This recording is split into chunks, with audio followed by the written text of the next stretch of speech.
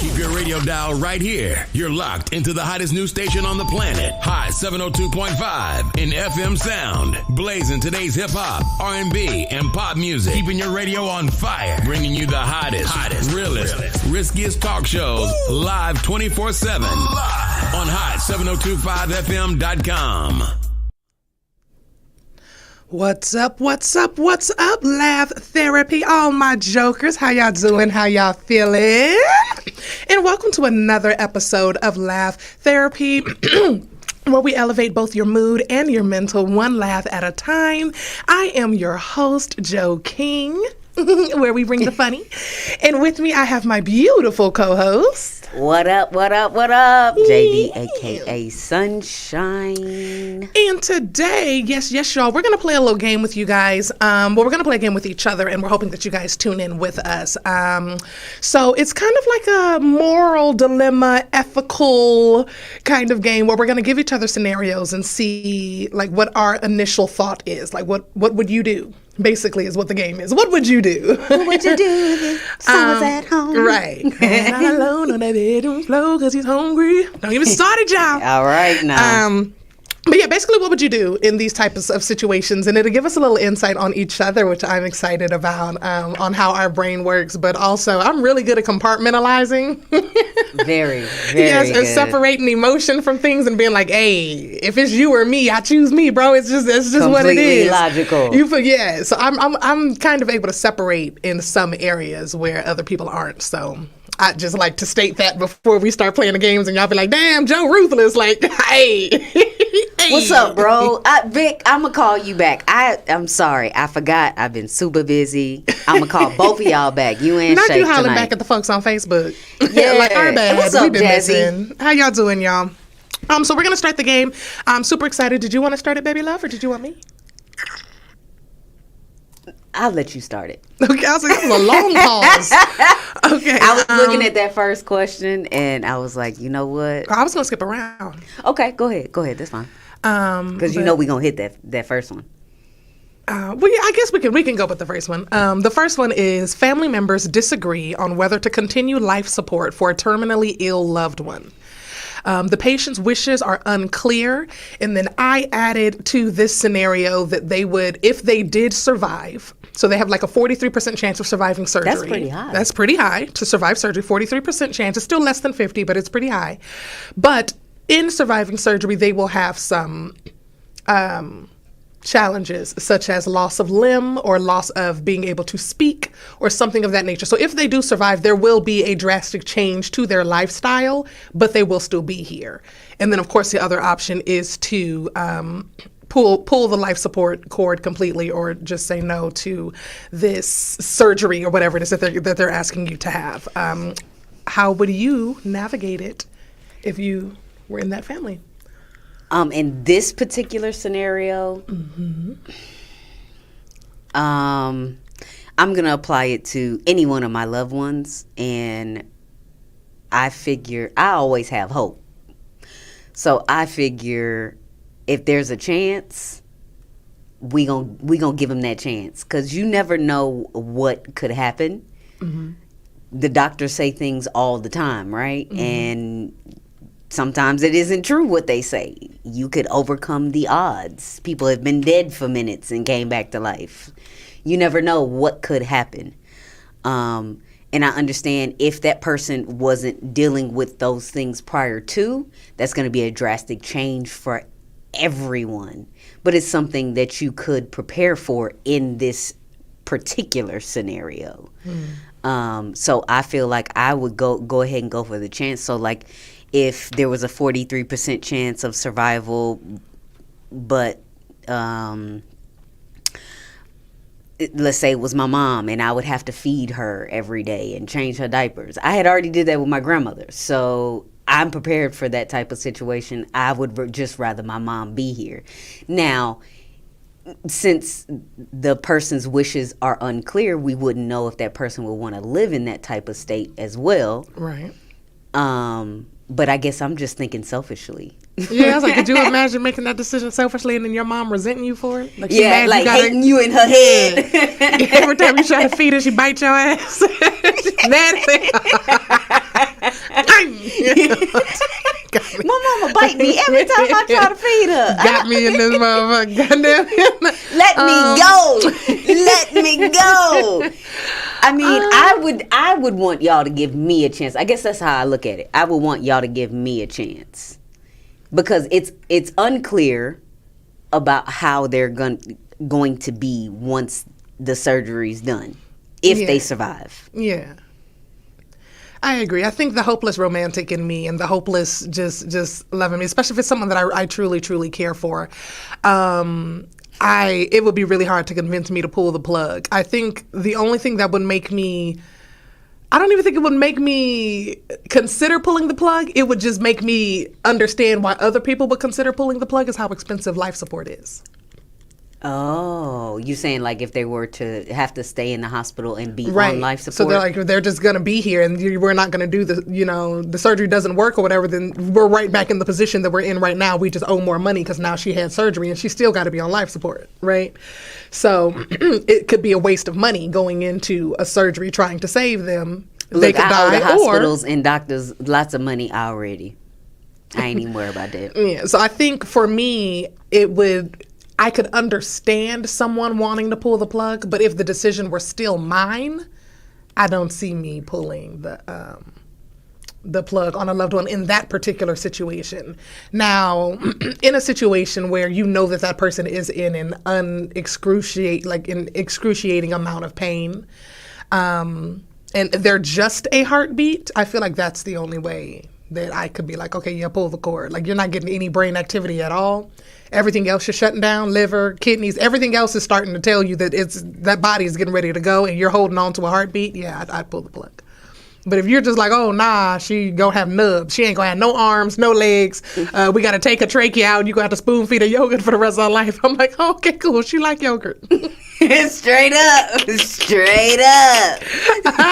Did you want peach or strawberry banana? Blink your eyes. Exactly. We will learn a new way to communicate because you're not leaving me. Abandonment issues 101 for both of us. Said, turn her loose. Yeah. No, we hanging on for dear life. You about to gum this yogurt, homie. Yeah, we hanging on by your just midsection. You and me, us never part. We can't do that. They ain't got no hands. I can play one up. It's okay. Yeah, just we in this so, for life. Mama, daddy, if you're listening, we keeping y'all around. It don't matter what it look like. For life. I hope you like your bones. Okay. Vic said if you gonna be nothing but nubs, then bring your nubby ass on and come get fed. Straight exactly. Up. Come Straight on. Up. Come on. I'm about to feed you this yogurt. Dr. Jenkins said you need this yogurt. Here you go. I don't know where your teeth at, but you don't need them. You got yogurt. Oh, straight up. No, straight up. I was changing my grandma diapers, and my grandma was angry. Okay? She was angry. She was cussing us out. And she was probably telling us, let me go. Turn her loose. She was probably telling us to let us, yes, let her go on to glory, but I wasn't letting go. I was not letting go. My grandma would still be here if it was up to me. When they made the decision to doggone pull the plug on my Gagi, and she was a fighter, so they pulled the plug on her, and she still lived for like 3 more months after that. And I was like, I told y'all she didn't want to go. Like I was that granddaughter that was like, y'all trying to kill my Gagi. You know, I was super dramatic, and that was not what was happening. I heard what I heard. I heard that she wasn't gonna be with me no more and panicked. Yeah, like my family had an all-out like brawl in the hospital room about it because they were telling us about my grandmother. Like, okay, if y'all are gonna keep continuing to let her live on life support, these things are gonna happen. And it was some pretty gruesome things that they said were gonna happen. Mm-hmm. And one of my aunts was like, nah, we gonna let her fight. She a fighter. She done been through a bunch of shit already. We gonna let her fight. We gonna be right here with her. And I was right there with her the whole time. I was there. And my other aunt was like, no, I don't want to see my mother go through that, if that is really what's gonna happen. And they start beefing in the hospital. They start beefing in the hospital. So I totally get both sides. And as a child, I was like, I don't care what y'all talking about. Y'all not just gonna take her. Yeah, y'all ain't just finna off my grandmother. Not off her. Y'all ain't finna. Oh, that's how I was feeling. Y'all trying to kill my grandmother. That's how I felt. Just mad at everybody. I was. They took me to Luby's and I was salty. They was paying for my food and everything. I was salty. I didn't care. I didn't care. We all went to Luby's and they was sitting there trying to make plans and be a family. And I had an attitude with every fucking body. With your liver. I got the fried fish. I had an attitude. I ain't Y'all care. killed my guy. Y'all killed my grandmother. She y'all. wasn't even almost dead, y'all. Like I said, she stayed alive for another 3 months. It was just talking to us and had her own attitude for several months. But baby, they make that decision without me, and I was not in a forgiving mood. Okay, I was mad. Anyhow, next question. So we're gonna move on to lifeboat ethics. So you're stranded on a lifeboat with limited supplies, and there's not enough for everyone. There's 2 children aboard, ages 2 and 9, and an elderly retired couple over 70, a pregnant woman. She can't help us. A veteran. Okay. Another old nigga. Okay. And a mechanical engineer, and you. Okay. The boat is sinking quickly, and you need to lose some weight overboard. Do you prioritize certain individuals based on their skills, age, and other factors? Oh no, fuck them kids and them old people. They gotta go overboard immediately. Everybody. You doing the they kids? They the lightest weight. They gotta go. They the lightest. They gotta be your kids. They gotta go. My kids can swim. No, I'm playing. I'm just playing. Legacy think he can swim. My kids think they can swim. They cannot swim. I'm just being an asshole. I would with the engineer. You gotta go because you can engineer yourself something to float on. What? You gotta go. He can't just make shit pop up in the ocean that he can use to build a boat. I was gonna say he would probably be able to tell me how long I had until this boat was completely underwater. Hopefully, us coming together, like if he can say, hey, we got maybe, if we keep using buckets to get it out or whatever, that'll only get us this amount of time, and we got maybe 30 minutes before this boat is underwater.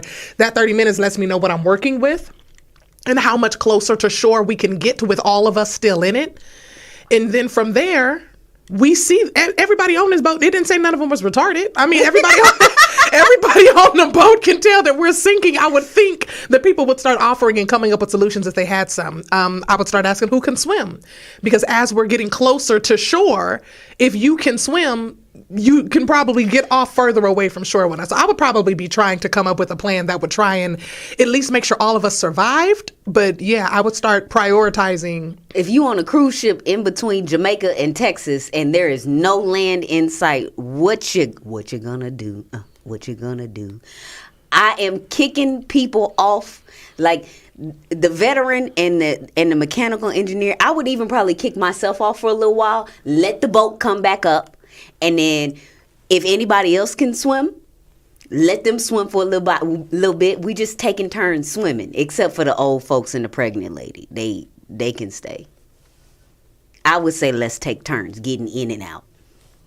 That sounds like it would exhaust you more, because getting on and off of a boat is not as easy as people would think. It's not easy at all. It's not easy at all. It is very hard. So I feel like they would be even more exhausted. So you just gonna let people die?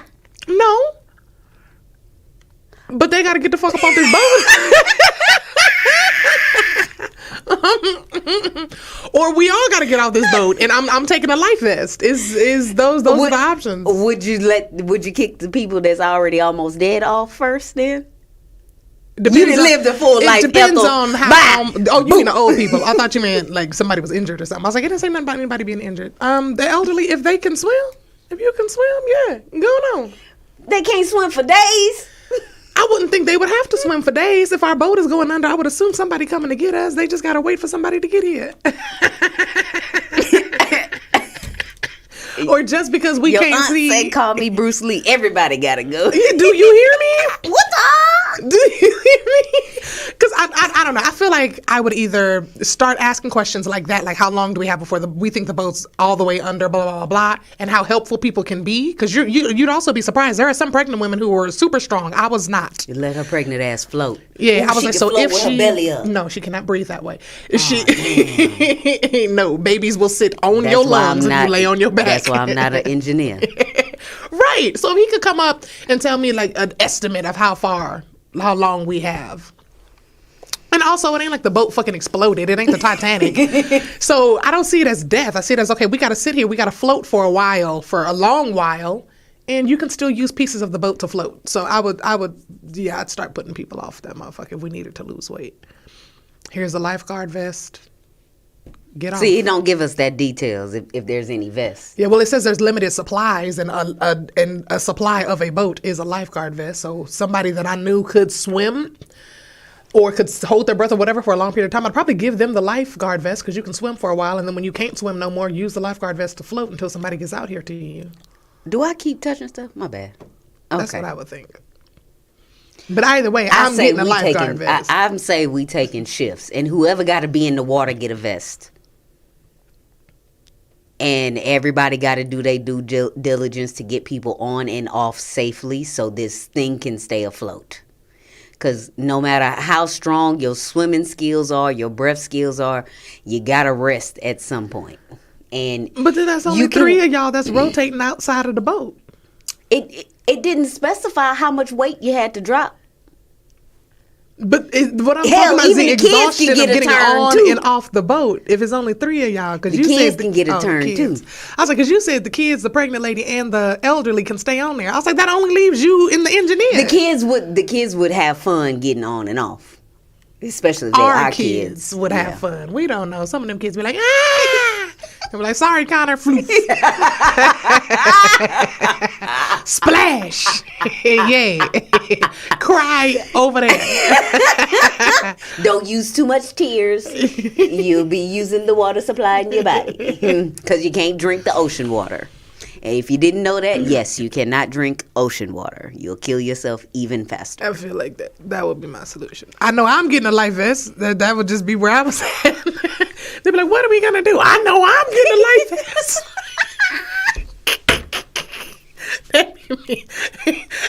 As I'm clipping it across my chest. Wait, how many people is that total? What, 7? Yeah. The veteran, pregnant lady, 2 kids, the engineer, and you, yeah. And what if there's only 4 life vests? I know I'm getting a life vest. Like I said, I didn't care if it was one. I didn't give a shit. I'm yelling from the other side of the doggone boat. You gotta say it with confidence so people believe you. So they think, ooh, I don't want to fuck with her. You gotta say it real loud and real confident at first. I know I'm getting a life vest. And while everybody's still panicking because we going under, you just be clipping it to your chest. Before they even have a chance to be like, hey, or no, or I'm pregnant.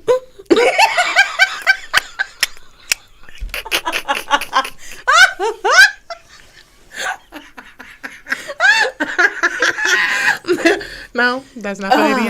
I know my followers are laughing. I know my followers are laughing because y'all already know. I don't think that's right. You don't think that's right? You know how to swim. The consensus is still out. Right. I ain't real confident in my swimming skills. Yeah, but if it's only 4 vests and it's 7 of y'all, you got to give the 2 kids a vest. You giving the 2 70-year-olds a vest? Why did you just assume that the veteran and the engineer can swim? We don't really care that. Do we care that much about them? Why don't we? I'm a veteran. You wouldn't care about me being on the boat? Out of all the people that are on there, and I'm one of the people on the boat, and they like, she a vet. Don't give a fuck about her. Everybody else. But what veterans can't swim? A lot of them. God dang. It's a lot of That's sad. Especially if they're not in the Navy or the Air Force, where they have to do the freaking water. That's sad. I thought y'all all knew how to swim. That was wrong. That was an assumption. That ain't even part of our training. Damn. Yeah. So how you just assume that they can swim? He an engineer. What part of that says he can swim? That man work with mechanical engineer at that. I'm sure you can mechanically She was like, figure do we it give the a fuck fuck out. about them? Because of the careers they chose? Damn. Hey, look, if you can engineer me a car, you can doggy paddle, bitch.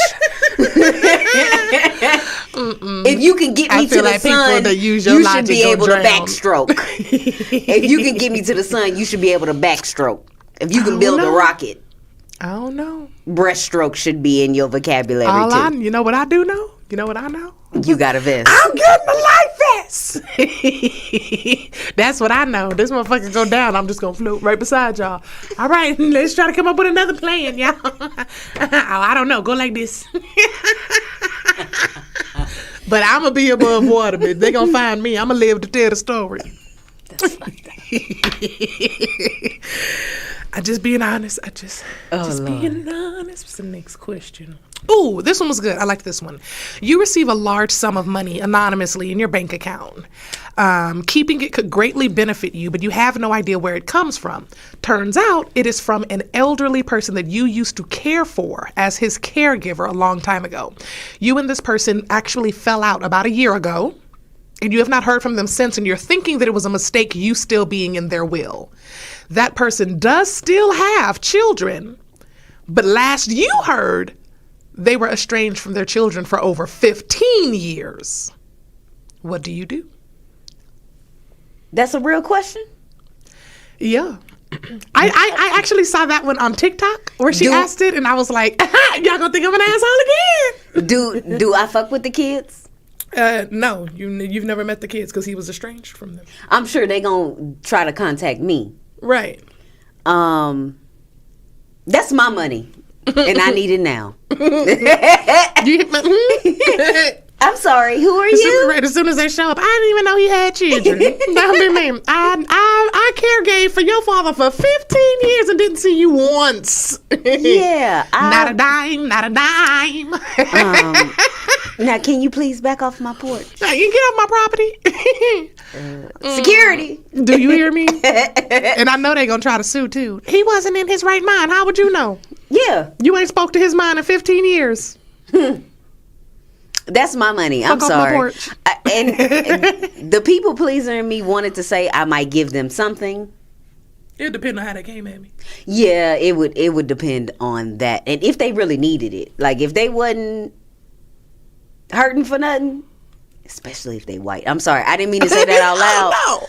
No. y'all already got a lot more privileges than us. So yeah, I don't know, and I don't even know that I would respond to any letters, any calls, or anything like that. Once it hit my account, I'd be like, "Oh man, my friend died." Like if we fell out a year ago, that would probably be my first thing. Yeah, where's his money from? And then as I start figuring out where the money's from, damn, it's from a will. I'd probably be more focused on the fact that, damn, my homie died and we fell out a year ago, because I don't stay mad long. So if we're still not talking to each other over a year, it's usually because you still mad. I got over it. In like 3 days. Yeah, I was like 3 max. days max. I'm over it. I'm complete. So I ain't got energy for all if I of haven't that. spoken to you in a year, it's probably because it was a pretty bad falling out and then you chose to move forward. But if you didn't take me out of your will, I'd probably, have a moment to be like, damn, my homie died. I wouldn't really be worried about giving their kids no money, because they wasn't worried about giving their kids no money. If you did your will and you left everything to me, and I know you were of your right mind when you did it, I'm not gonna question it now that you're gone. So yeah, your kid's out of luck. I would say thank you to the sky. I appreciate you for covering me and for this blessing. Yeah. Especially if I was struggling. Yeah, if I was struggling and they were straight. Yeah, this is my money, homie. Yeah, I'm about to build my legacy, which he believed in clearly because he invested in it. Yeah, Straight that's up. where I be at. Yeah, I'm the same way. It's my money and I need it now. I don't need no How about y'all? payments. Victor said new number. Who this? Straight up. I don't need no payments, deferred adjudication. I don't need I don't even know if that applies to this situation. Run it to me. Run it. I need all that.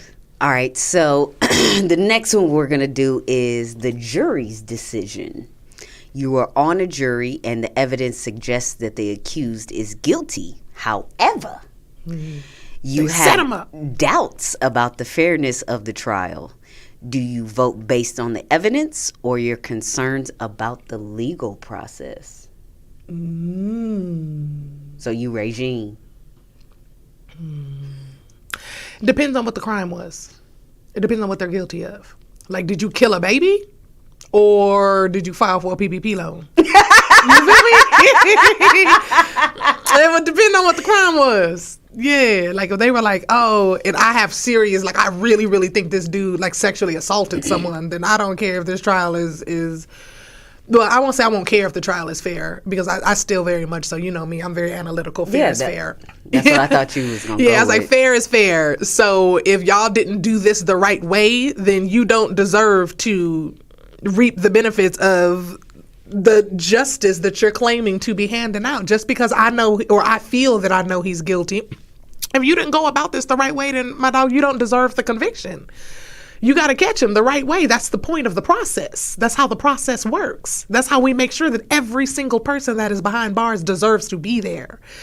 You know, so, ooh, that's a good one. Because part of me want to be like, if y'all can't prove it, I can see. Well, it says I'm the evidence. lying. The evidence suggests that they're guilty, but it's about the fairness. Did they get the evidence in the correct way? Yeah, I You know, we already don't trust. yeah, 12. I was like, I'm real big on the process being done the way that it's Correctly. supposed to freaking be done. But again, it depends on the actual crime. Because if you sat through the case, you had to sit there and listen to the victims if there was an actual victim.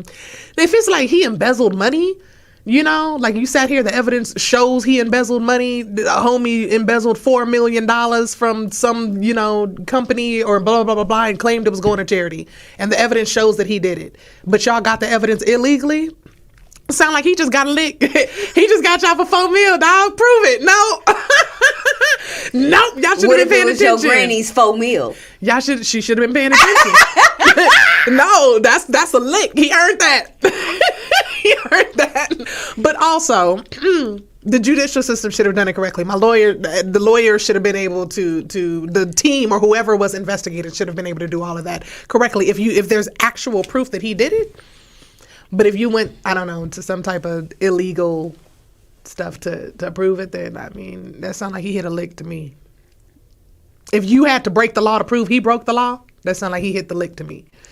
But that's why I would never be a good juror. And the one time I had to do, like, carry out jury duty in full, I'm going with my gut. I'm not necessarily. I never had to do jury duty. I was always either pregnant or just had a baby. Yeah, I listen to the evidence unless it is like clear cut, open and shut, and there's no. It could have been the face is kind of blurry on camera. I'm going with my gut. But the one time I was on jury duty and on a case with this guy, he was drunk and ran into somebody's house with his car. Like there was no, I don't understand why he wanted to go to trial. You did that, sir. It was. I saw this video of a lady that ran her car into somebody's house, and then she had her husband or her father come and pick her up, and they tried to drive off, and the cop pulled them over. And he asked her where her car was, and she was like, it's at home.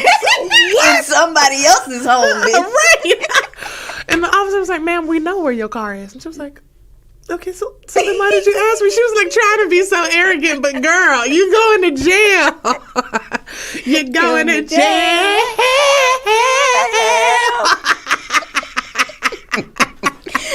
That's my shit, y'all. I do that at home all the time. Whenever somebody do something wrong or we're watching a movie and somebody do something super just stupid, that's my shit. You going to jail.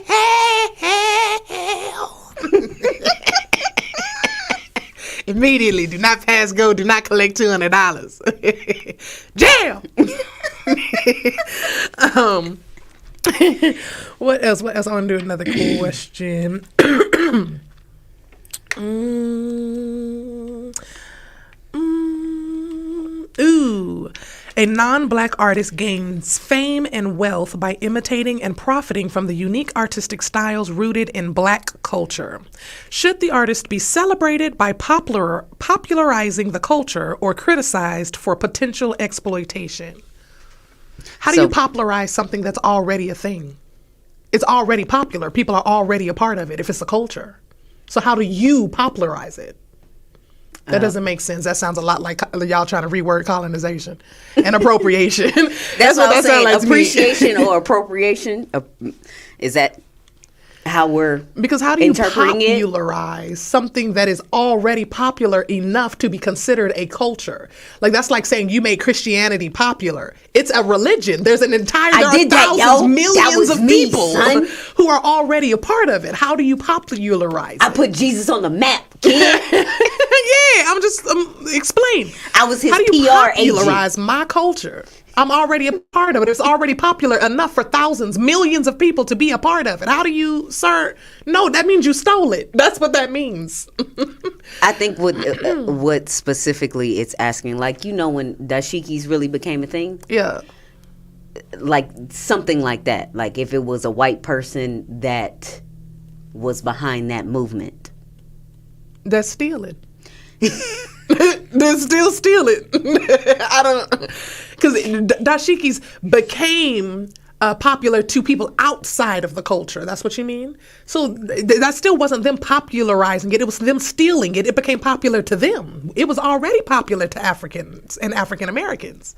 So that's still not popularizing it, I guess, to me. It's stealing it from us and popularizing it to your community. So it's appropriation. Yeah. All you did was take something from over here and take it over there, bring it on. The only way that I could see it being acceptable is if they're not the ones actually profiting off of it. And I know that's what the scenario says, is they're profiting off of it. But if they're donating that money to a just cause or the artists that they use. Yeah, pouring it back into that community or that culture. That would make if the sense. Artists that they use are of the culture that they're appropriating from. I think it will be the only way that I could see myself celebrating it is in that scenario where they were not only donating back to the culture, but they were bringing awareness to their community about things that were happening in our culture that wasn't popular in their community, if that makes sense.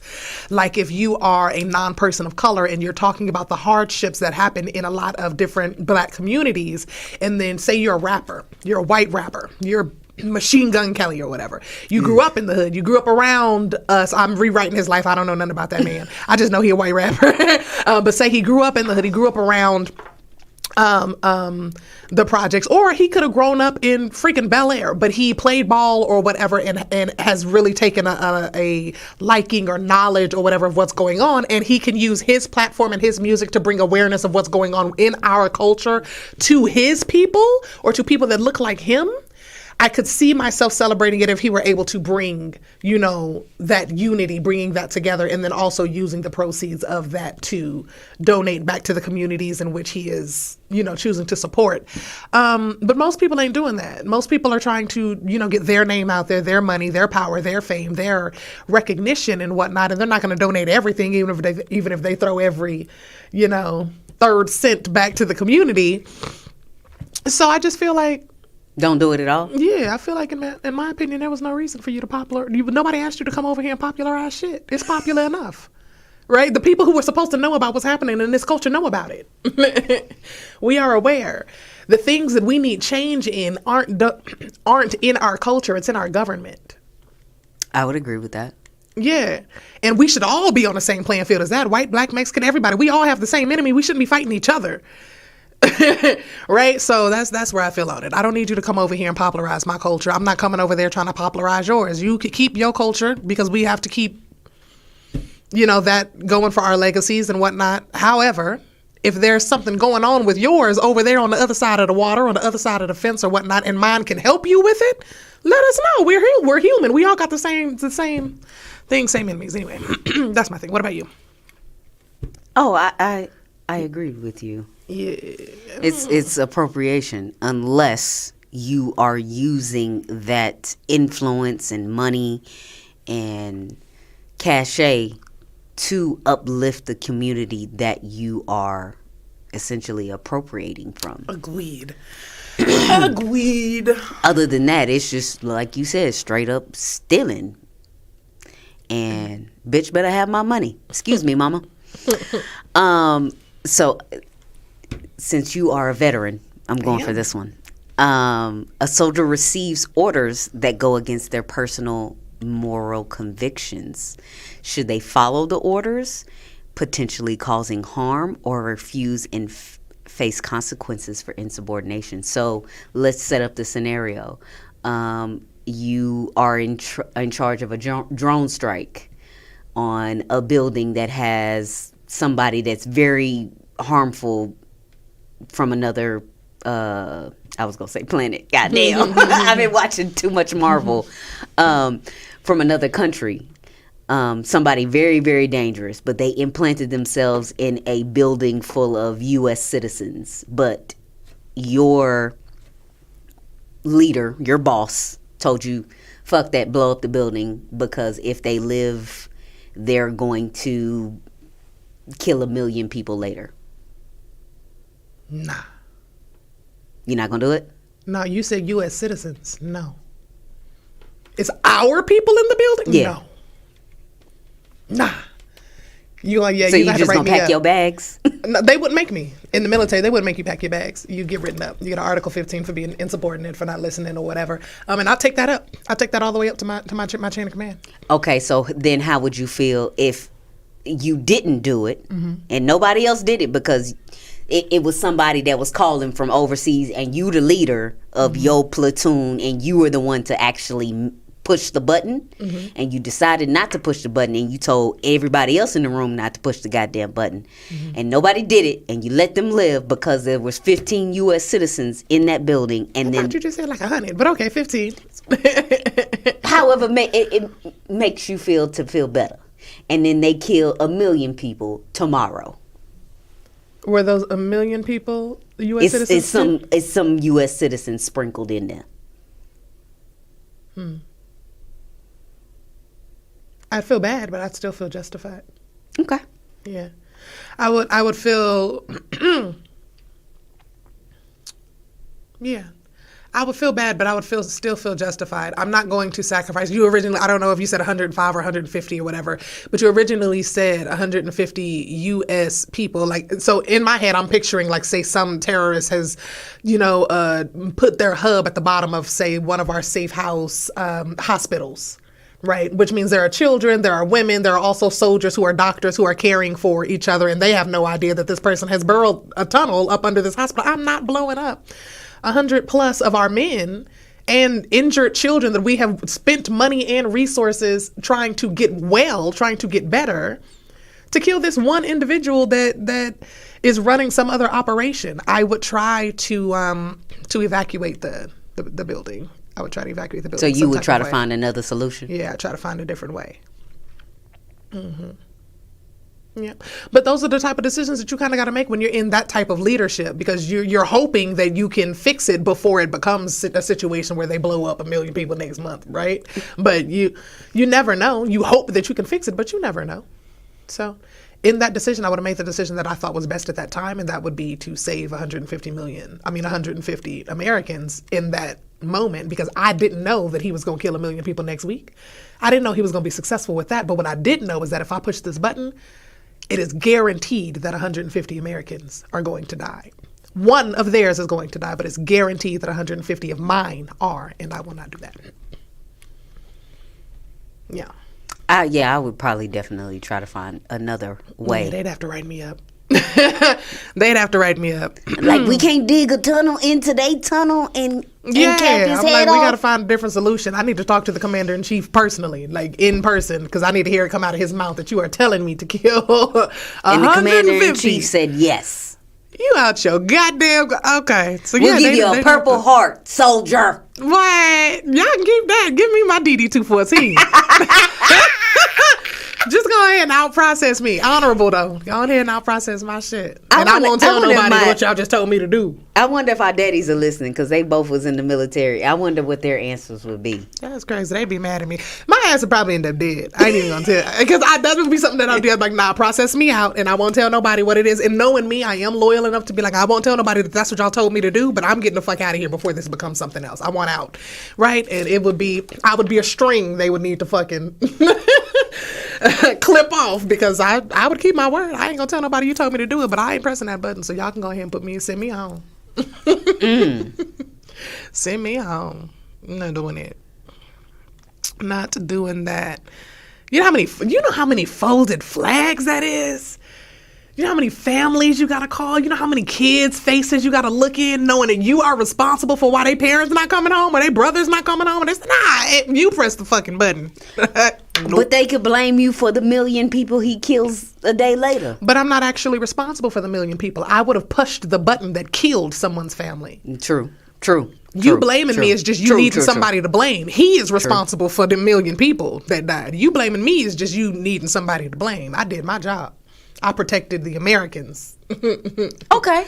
Yeah, I can find a way to justify my shit right then. The rest of it is sorry. But you had a chance, soldier. Yeah. R.I.P. I'm not doing that. Okay, let's change the dilemma. Okay. It's the same 150 people. It's the same situation when you having a chance to be able to kill him, but it's 150 American lives. Okay. Or if you don't do it by 7 p.m., by 8 p.m., he will bomb your family's house. What? Yeah. Oh, shit. Wait, which family's house? I'm trying to process who I'm losing. Wait. Which family's house? Like my mama's house, my daddy's house, our house with the kids in it. What you mean? Which house? What are we talking about? I got a lot of family. Say it was last Christmas, where is me, the boys, your mama, your daddy, your brothers, your sister, my mama, my sister. Shit. Them 150 people gotta go, bro. They gotta go. Shit. That's my answer. You can think about it, but that's my answer. Like it would depend on what I would. Knowing me, I'd still be trying to be smart. That would be that would be a good movie, though. Yeah, like how long? Like you say, no, sir, I'm not doing that, and Would then it take find for out the nuclear missile to hit? And then find out one of the 1 million people your mama gonna be is one of the 1 million people he gonna kill. No, I'm gonna press the button, son. I'm gonna press it. Give me another chance. Like this nuclear bomb is specifically going to take out all of Houston. I'm sorry, what? Just one of the soldiers from the back come out. I'm sorry, what? Texas? Houston, Texas. My mom in Houston, Pennsylvania. Which Houston? Man, yeah, that's a tough decision to make. That's real tough. You still ain't giving answer? Because I'm trying to think. I don't think that's one that I can I was trying to see if I could compartmentalize, like, in my head, just to, like, psych myself out and be like, okay, I pressed the button or whatever. But I don't see myself ever being able to compartmentalize my love for my kids. Bitch, I will fucking... Are you... I will end this entire earth behind those three individuals. You feel me? So at least that one would make me think about it. Like the first one, I was like, no, I'm definitely not pressing the button. It's 150 goddamn Americans in that building, sir. You gonna bomb my children?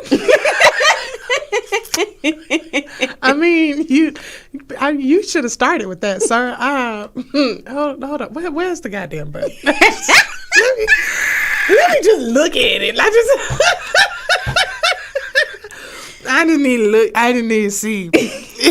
So and then accidentally just fall on it. Right. I just need to just Oh my goodness! I accidentally pressed the button. Oh my God. Yeah, I don't know. I did it. Right, my bad. I don't know. I would probably, like, while talking to them, because you don't have, just singular conversations with them, while talking to them and while that was happening, knowing us, there would be some type of background operation happening where they'd be trying to get my kids to somewhere else, or they'd be trying to get into the building or something while I'm on the phone talking to this nigga. So I would still have hope. But the government they fucked up. What if they had your kids hostage, telling you to press the button, and if you ain't press it, they was gonna blow your kids' brains out? What? Yeah, the government's fucked up. Don't act like the CIA ain't never done nothing like that before. I think I'd unlock crazy in that moment. And do what? And hear me out, because it's going to sound crazy as shit. But I always feel like if I'm ever in a position to where, like, I'm dead to rights like that, and my only thing is you're getting ready to take away the thing that matters the most to me. Like my kids, my brother, you, like they're holding it to you, this, that, and the other. I just honestly feel like in my gut of guts, I would be still for as long as possible until they made a move. I just knowing myself, I would be still as long as possible until they made a move, because I'm not going to make a good decision panicked. And if they're sitting there screaming or whatever with the trigger, I'm going to wait until they make a move. Is it going to hurt me if they actually do pull the trigger and y'all die? Yes. But are they going to immediately regret that decision? 100%. You come to find them, 100% do you? And I know that sounds like, ooh, everybody thinks they can become this ninja or some shit if somebody doesn't. But I just know me, and I know my level of crazy. I know my love for my people and my loyalty as well. Like, in my head, I just picture if anybody ever got close enough to me and then betrayed me that way to where they were able to get close enough to my kids and be like, do this or I'm going to pull the trigger. All I know is if they got a gun to my goddamn head, you better press that fucking button. You better press that fucking button. But, that's crazy. Okay. The time traveling dilemma. So you discover a time travel machine. You discover a time travel machine that can prevent a significant historical tragedy by altering the past. However, in doing so, you might have unintendedly caused some consequences. What choice do you make? Do I know what the consequences will be? Yes. Then yeah, it would depend on what the consequences were compared to what the setback was. Like if I went back and I just undid slavery, what does that consequence look like for us in the future? Are we now white people? Oh. Yeah, like that's what I'm saying. I was like, what's the consequence? I wasn't even thinking like that. Yeah, I'm like, if I take away slavery, do we now become what they were to us? Are we now? Did we ever leave Africa like that? Like migrate from Africa? I don't know. That's what I'm asking. So I was like, it depends, because what depends on what I chose to change. If I change that because Jamaica doesn't become Jamaica. All the small islands, all of those other cultures don't become those cultures. If I go back and I take away the dude that killed Kennedy, does Obama still become president? Like, what's the consequence? I need to know what the consequence is. Because if does I can take MLK end up selling mattresses? If you that's what I'm saying. Does the MLK not? Because if I go back and I take away slavery, does the Civil War even happen? Is MLK still MLK, or is that nigga shining shoes? Like what? I need to know what the consequence is. If the consequence is like we switch places with something else, like I said, like we are no longer us and we are now white people or something, then no, thank you. I'm cool with history being what the fuck it was. I like who I am. I like the opportunities that I can, do and stuff today. Oh, so you mean like become uncultured? I thought you meant like I thought you meant something else. No, originally I meant we become the enslavers. Like, we become what white people are today. Like, the people who are considered the colonizers, the ones that everybody blames for everything that has gone wrong in the fucking world, right? That would be a good So you go movie, back too. and you fix slavery, you're like, boom, it never happened. And then come to find out, yes, it did. It was just in reverse, and now you are the perpetrator. You became the people that you didn't fucking want to be. You thought the world was going to be rid of them. You just became them. Ooh. Right? That's some fucked up shit. That would be some fucked up shit. So I would need to know what the consequence was before I was like, oh, I'm going to take something away, because what does that look like on the other side? Yeah.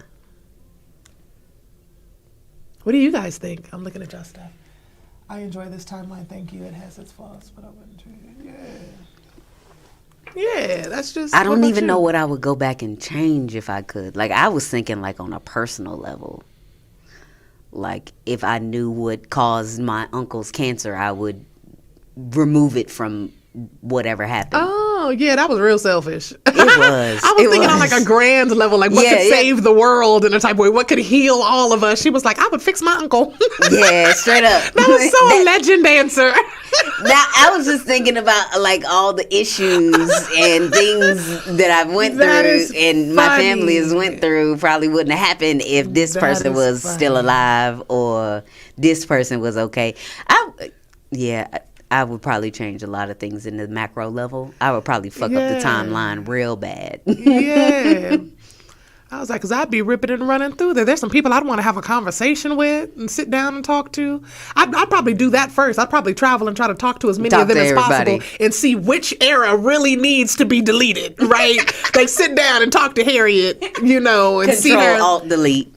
Right. See her out here knocking out babies because they trying to cry and the dogs are coming and shit, you know, and be like, ooh, okay, see, because I'd have to beat your ass if you hit my child like that. So maybe I should delete this era right here. You know, so I don't know. I would go back and talk to a bunch of people. I'd want to talk to Nelson Mandela after prison, so that I could talk to him about how prison was. Yeah, I would probably be real selfish with the time machine. I ain't even gonna hold you. I would go talk to Whitney. Yeah, I want to talk about it. I want to hear all the secrets that people who claim to love Whitney Houston now. I want to hear her version of those same people. I want to hear it. Because Bobby Christina told it all before she died. And then I would try to get her off the smack. Yeah, I would try to do a lot of things. My timeline would be fucked up. Mm-hmm. Or amazing. Because we would still have one of the greats. And it'd be fucked up for everybody else. Yeah, everybody else would be out here. Beyonce wouldn't be Beyonce. Like, oh, shit. Aaliyah would still be here. Yeah. That's another one. Aaliyah would still be here. It'd if it be was crazy. That plane would have landed in fucking pillows. Just crazy. Mm-hmm. Yeah. We got time for one more? We do. Let's see.